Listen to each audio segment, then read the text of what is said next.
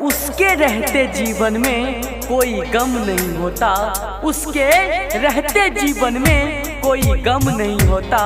दुनिया साथ दे या ना दे, पर माँ का प्यार कभी कम नहीं होता।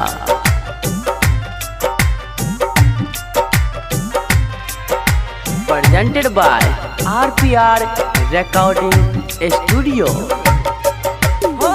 माँ के ना सतैहा, दिल ना दुखैहा, माँ के ना सतैहा, दिल ना दुखैहा। माई से बढ़ के केहू ना होला भैया, माई से बढ़ के केहू ना होला भैया।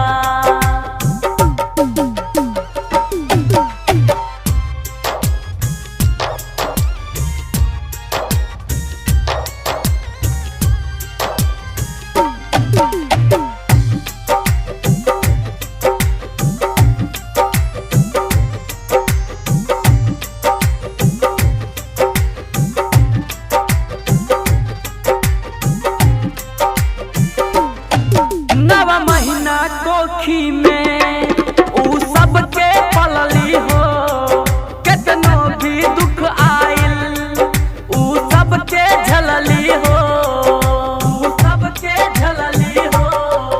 नवा महीना कोखी में ऊ सबके पलली हो, कितनो भी दुख आइल ऊ सबके झलली हो।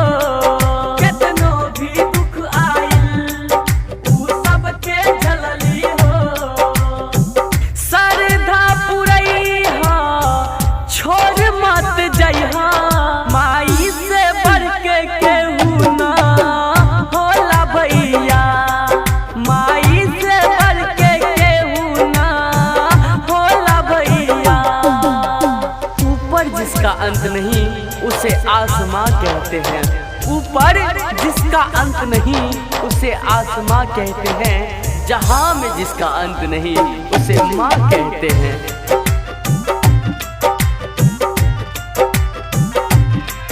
Presented by RPR recording studio.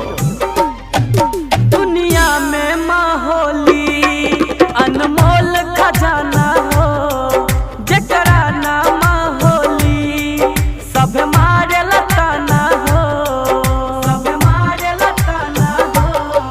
दुनिया में माँ होली अनमोल खजाना हो, जकरा ना सब मारे लताना हो, जकरा नाम होली सब मारे लताना हो।